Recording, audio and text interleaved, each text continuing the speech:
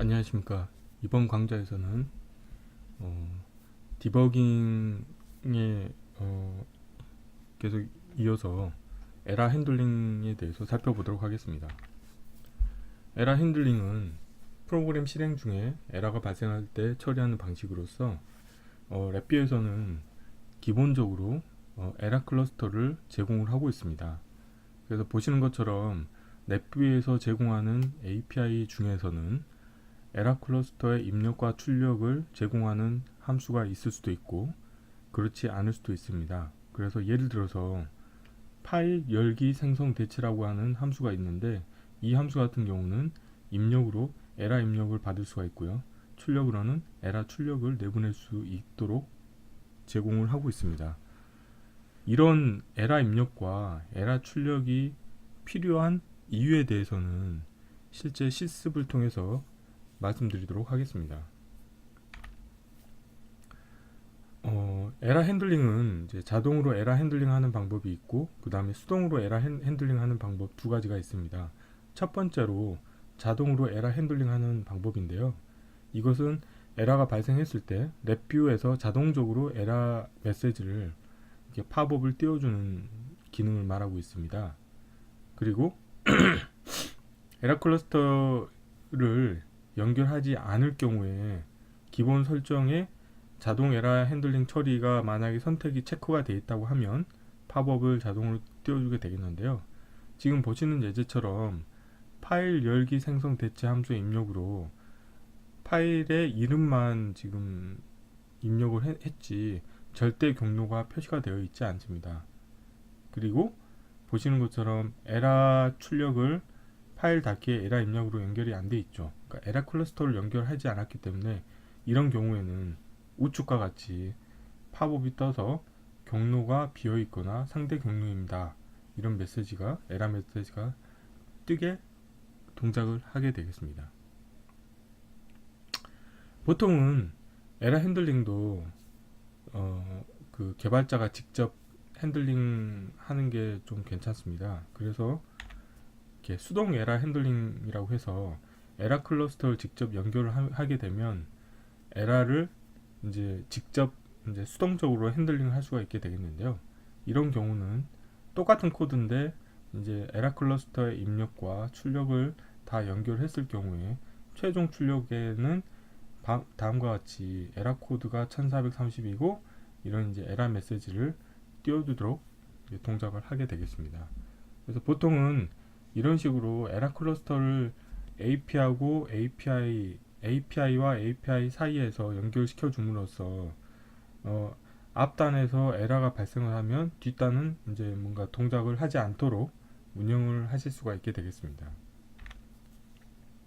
방금 전에 말씀드린 것처럼 케이스 구조를 이용을 함으로 인해서 앞단에 에러 클러스터 입력을 받아서 에러 클러스터의 값이 에러가 없는 경우만 뭔가 다음 동작을 수행하게끔 코드를 짜실 수가 있습니다. 그래서 저는 지금 보이는 것과 같은 케이스 구조의 그 케이스 선택 조건으로 에러 클러스터 입력을 인가를 해서 에러가 없는 경우에는 내가 원하는 코드가 수행이 되고, 에러가 있는 경우에는 에러 메시지를 출력을 하든지 아니면 그냥 에러 클러스터 값을 그냥 출력으로 내보내든지 이런 식으로 코드를 짜는데요, 이렇게 하면 좋은 점은 어느 부분에서 에러가 발생했는지를 디버깅하기가 되게 용이하게 되겠습니다.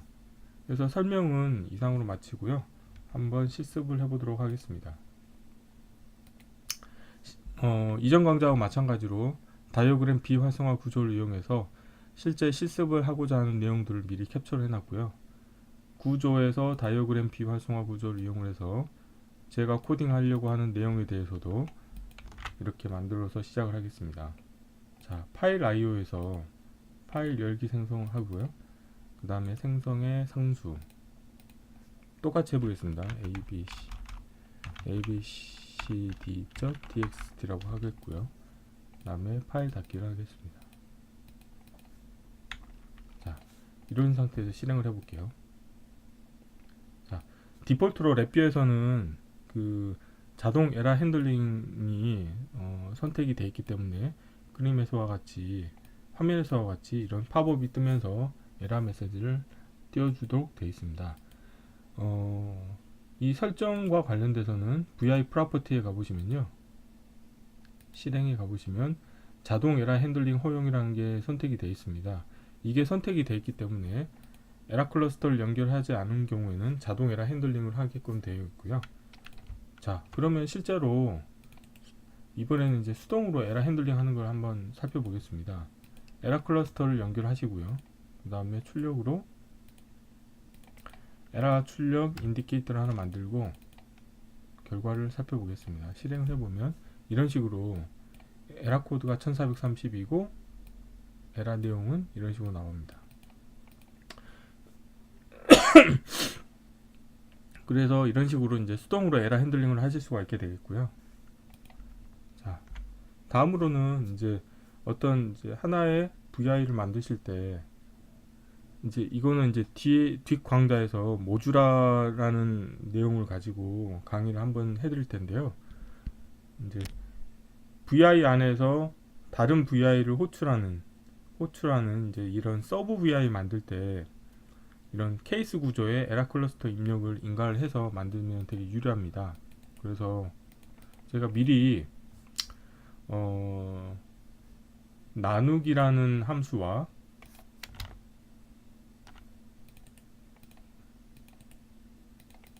나누기라는 API와 그 다음에 빼기라는 VI를 만들어 놨습니다. 그래서 한번 제가 가져와 보겠습니다. 서브 VI를 가져오는 방법은 이 VI 파일을 마우스 드래그 하시면 된다고 말씀드렸고요. 자, 그럼 빼기라는 함수를 가져왔고요. 빼기라는 함수 안을 살펴보겠습니다. 보시면은 입력은 이제 그 부동 소수점 DBL 데이터 타입 두 개를 받게 되겠고요. 출력으로는 아웃풋 출력이 나가게 되겠고요. 입출력으로는 에러 클러스터 입력과 출력이 연결되어 있습니다. 코드를 보시면은 케이스 구조 안에 에러가 없는 경우에는 빼기를 하고 에러가 있는 경우에는 아무것도 안 하고 에러 클러스터의 입력을 출력으로 내보내도록 코드가 되어 있습니다. 자, 그러면은 여기에서 예를 들어서 빼기로 1 빼기 2를 해보겠습니다. 1 빼기 2를 해보면 1 빼기 2를 하고 그 다음에 나누기를 가져와 보겠습니다. 나누기 같은 경우도 코드를 보시면은 자, 나누기도 입력은 2개고 출력은 하나가 되겠고요. 그 다음에 얘 같은 경우도 에러가 없는 경우는 이제 수행을 하게 되어 있는데요. 여기서 이제 특이하게 나누기를 할 때 분모텀이 0인 경우에는 이제 이게 그 오류가 발생을 하게 되는 거죠. 그래서 분모텀이 0인지를 체크를 해서 0이면은 이렇게 에러 코드를 수동으로 출력을 내보내고 에러가 0이 아닌 경우는 그냥 에러 클러스터의 입력을 출력으로 내보내도록 코드가 되어 있습니다. 자, 그래서 이거를 이렇게 연결해 주시고요. 그 다음에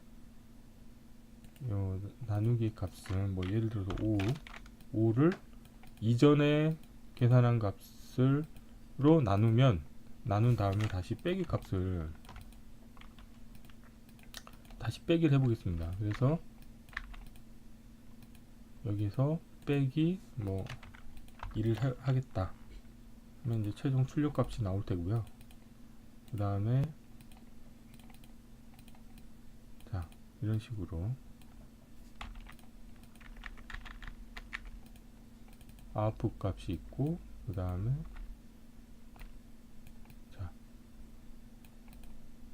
죄송합니다. 여기 잘못됐네요. 그러면은 이 상태에서 한번 실행을 해볼게요. 자, 에러가 났죠?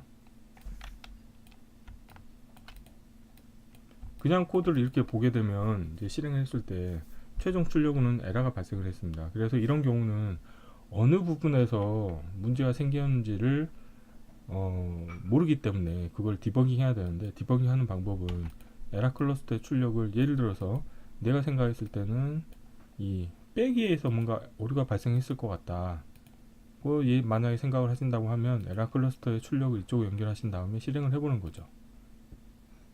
자, 이 경우에는 이 에라 클러스터의 출력에는 에라 코드가 없죠. 그러면은 빼기에는 문제가 없다고 생각을 하실 수가 있게 되겠고요. 아니면은 이제 나누기 쪽에 연결을 해보시고 딱 실행을 해보시면은 보시는 것처럼 에라 코드가 표시가 되죠. 그렇다고 하는 것은 이 나누기 부분에서 문제가 발생했다는 것을 확인을 하실 수 있게 되겠습니다. 이런 것처럼 에라 클러스터의 입출력을 각각의 모듈화된 서브 VI의 입출력으로 이렇게 연결을 해주면 좋은 점이 뭐냐면 앞단에서 에러가 발생하는 경우에는 뒤에서는 코드가 수행을 하지 않도록 이렇게 방어 코드를 만드실 수 있고, 뿐만이 아니고 어느 부분에서 문제가 발생했는지를 디버깅하는 게 용이합니다.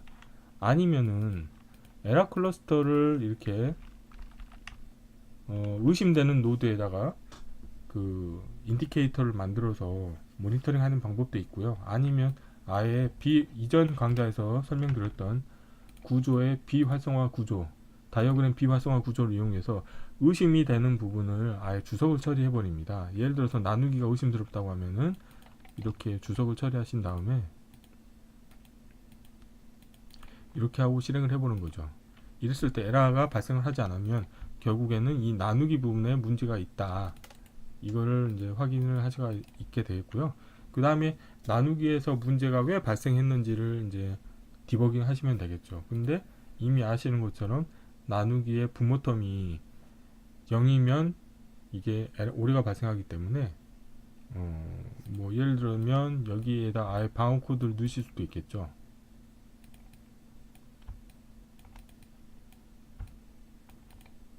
뭐가 좋을까요? 이렇게 해도 되겠죠. 케이스 구조를 하나 만들어 가지고 지금은 이 나누기 서브 VI 안에서도 방어 코드가 있긴 하지만 예를 들어서 이 빼기의 값이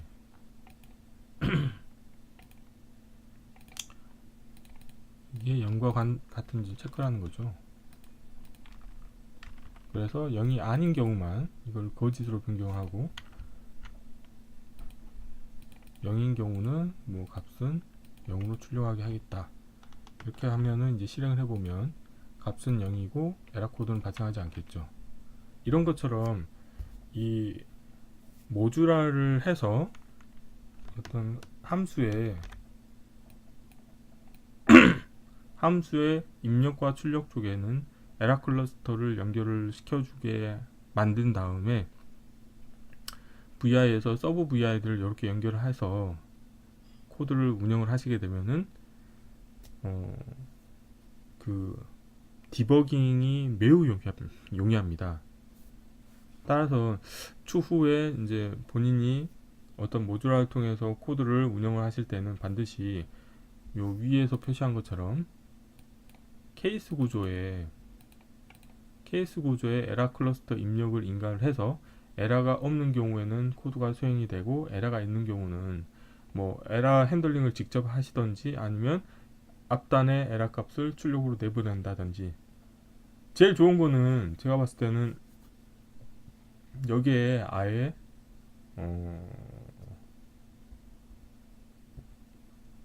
각각의 서브 VI를 만드실 때 뭐 예를 들어서 여기에서처럼 직접 에러 핸들링을 해주시는 게 제일 좋을 것 같아요.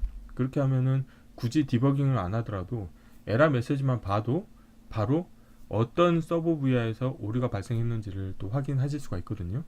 그래서 이거는 이제 본인이 조금 더 그 에러 핸들링에 좀 신경을 쓰신다고 하면은 추후에 코드가 커지더라도 디버깅이 되게 용이한 코드가 될 것입니다.